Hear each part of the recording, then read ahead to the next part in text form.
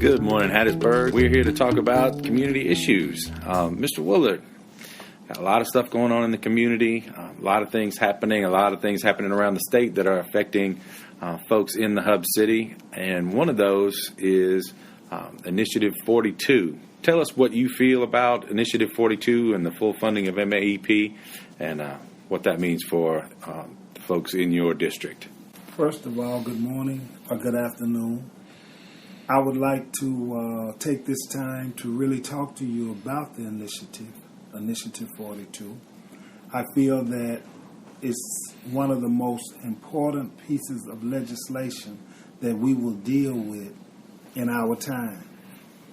Our legislature did agree to fully fund education, so we are expecting them to hold to their word. Well, when it came time for them to do that, and 100,000 people signed their name on a petition and said, we want public education fully funded. Then for the first time in the history of our legislature, they came up with an alternative initiative. So it's important that we get out and vote and understand the issues that are involved with Initiative 42. One of the main things is that money or funds will be made available on a level that will sustain public education. If you don't remember anything else, it's sustaining public education at a level that all schools can be financially sound. And that's important. You know, if you wonder why one school is better prepared than another school, either it's outside support or they have the state support. But I promise you the support is coming from somewhere. Now, those schools who get outside support will continue to get that support. So it's important that we make sure that those schools who are not in neighborhoods or not in cities where people can write checks toward public education, toward education, period, and make a difference or make up the difference, that it's important that we fully fund education for our students because it has so many ramifications. Education has tentacles into everything. If your kids cannot fill out a job application, their chances of getting a job is nil to none.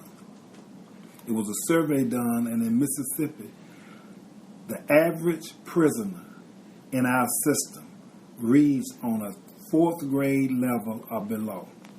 So that in itself tells you that it's important that we invest in our people on the front end and not wait to invest in them on the back end. It costs about anywhere from $7,000 to $10,000 to educate a child in school. It costs us anywhere from $25,000 to $35,000 to house him in prison. So now you do the math. We can pay a third of the cost up front, or we can pay two more thirds onto that third on the back end. So it's simple math for us. It's economics. Either you invest on the front end in the maintenance and the care of a vehicle or your house or anything else, or then it becomes a major repair on the back end. So that's what we want to try to do with this initiative, and that's what it does. It fully funds education to a point that we can adequately educate our students here in Mississippi. And maybe one day we won't be last in education if we fund it on the front end now. All right. Tell us a little bit about your background, where you're from, where you went to school, and how you relate to the Hattiesburg community. First of all, Jason, I was born and raised right here in Hattiesburg, Mississippi. I went through kindergarten actually under my mother and Miss Mays at Happy Land Kindergarten, which is right across the street from Mary Bethune Elementary School. I attended Mary Bethune Public Education. From there to Lily Burney Junior High Public Education.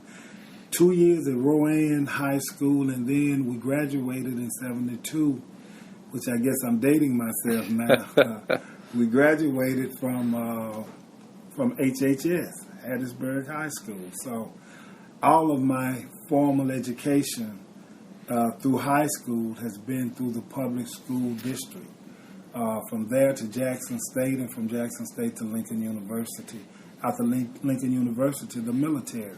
But my formative years, all of the base that I needed to do all other things that I did was done because of what I got in the Hattiesburg Public School District. So it was a great foundation for me.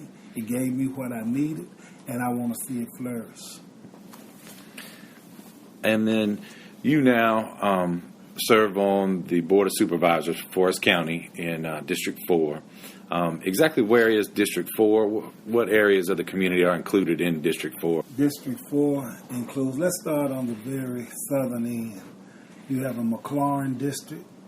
You also, which is on the southern end of the county, then you'll come on up to the Dixie Pine area, which is the Palmer's Crossing area. From there, Salvation Army area, Rowan, Lily Burney, Court Street, and part of Camp will enclose. And also we have a new area into District 4 that's never been a part of us before on that southwest end, which is Sheeplow.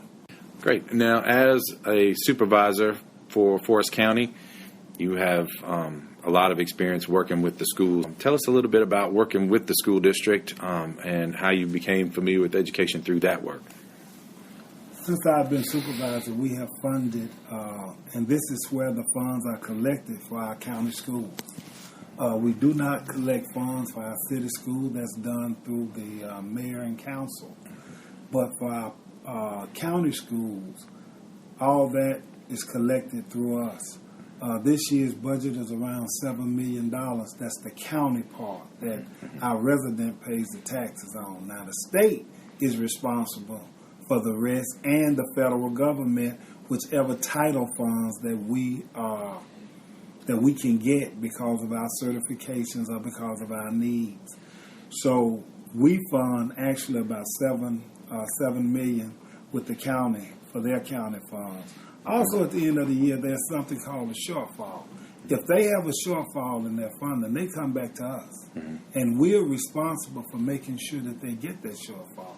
And we have worked well with the county schools on that, and the same thing for the city schools. Now, I think that Forrest County has a unique relationship with our city schools because we have helped just about every time they have come to us and asked us for a project, whether it was helping them to finish the baseball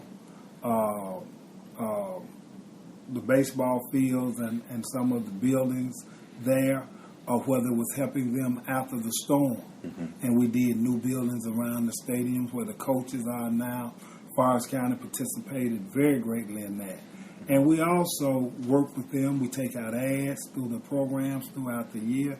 Don't just support sports. We support forensics and some of the other programs that they do. So we work with all our students in the county. And we do the same thing in Petal. You know, with the Petal Public School District, we aren't one-sided in what we do. We understand that all of our students, if we prepare them, then we have a better Forrest County. Without them, there is no future. So we work hard to work with all of our county schools. Okay, we talked about education a little bit. Let's shift some gears.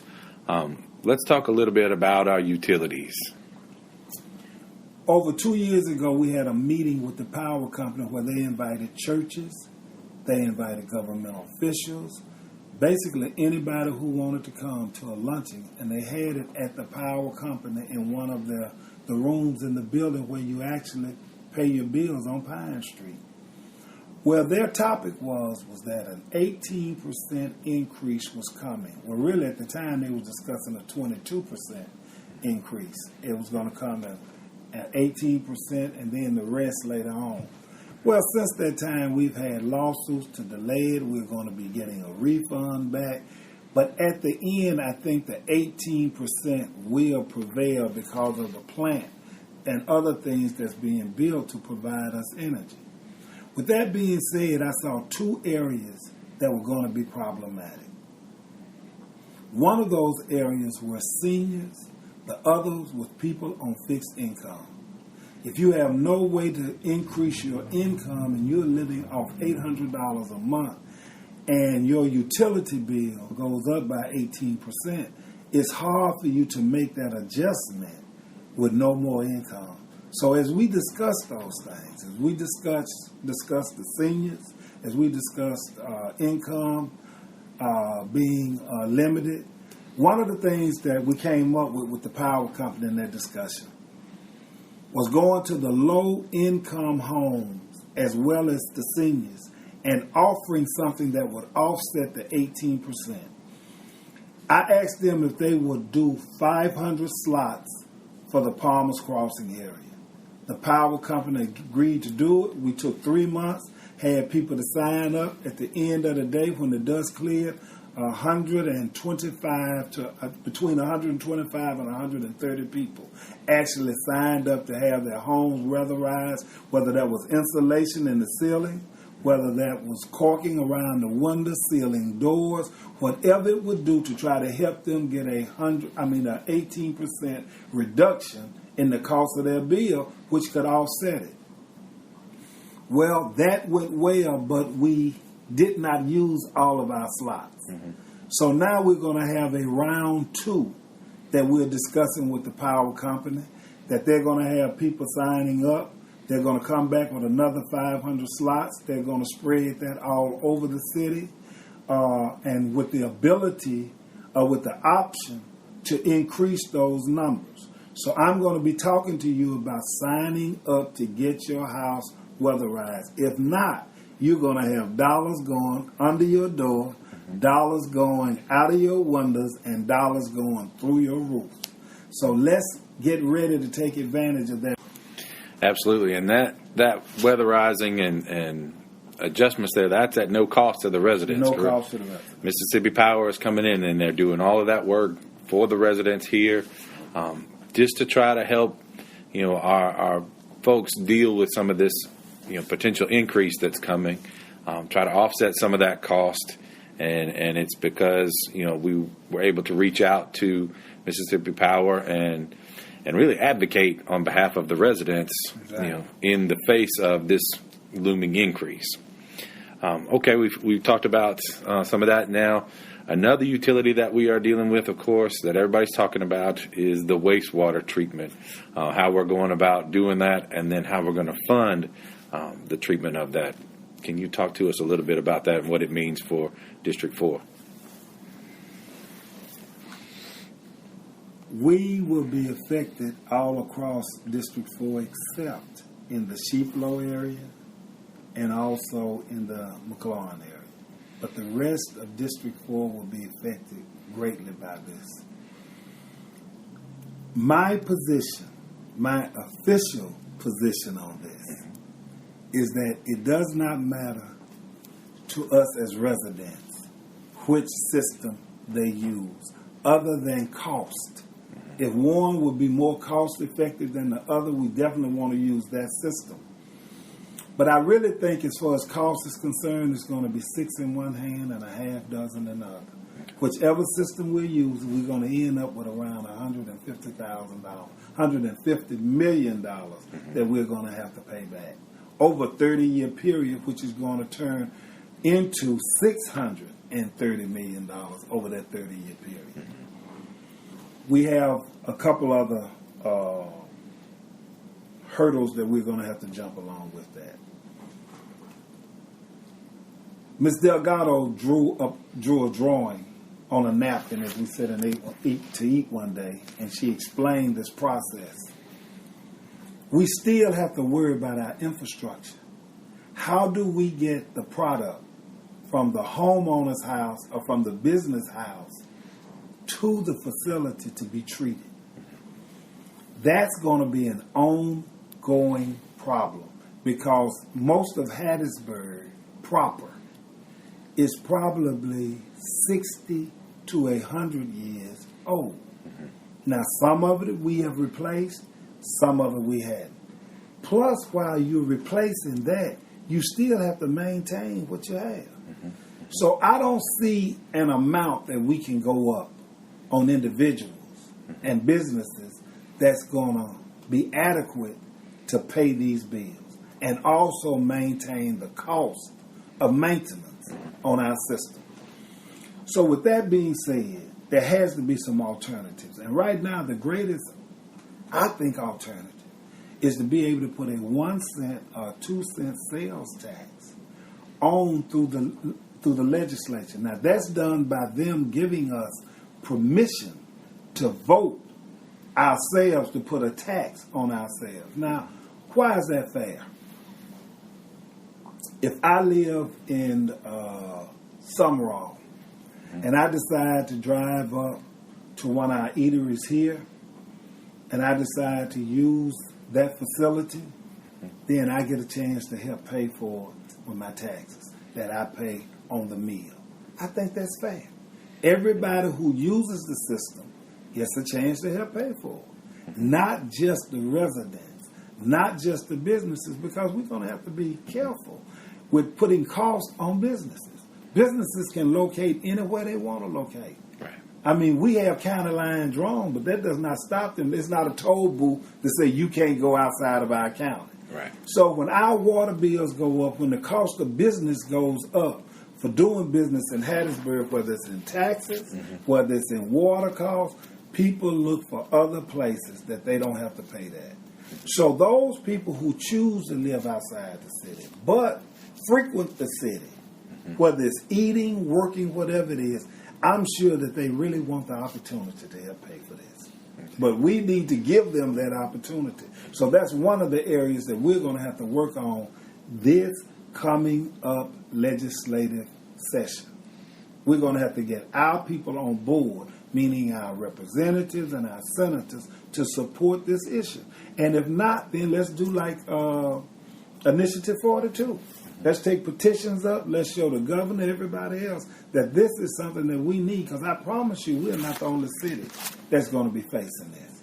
There are going to be cities all over the state that's going to be facing the same very issue. Now, when we talk about a potential sales tax increase, that could be something that may be kind of intimidating for somebody to think about. What sort of impact are we really talking about on a sales tax?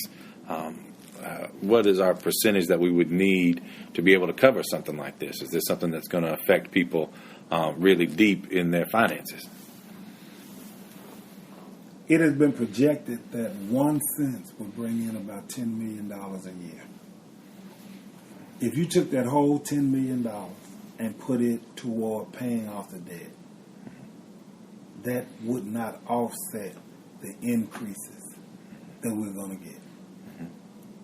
But now if you had a second penny that went toward maintenance, that went towards upkeep and upgrade, now you can offset the cost because you're going to have to collect the money to do that anyhow.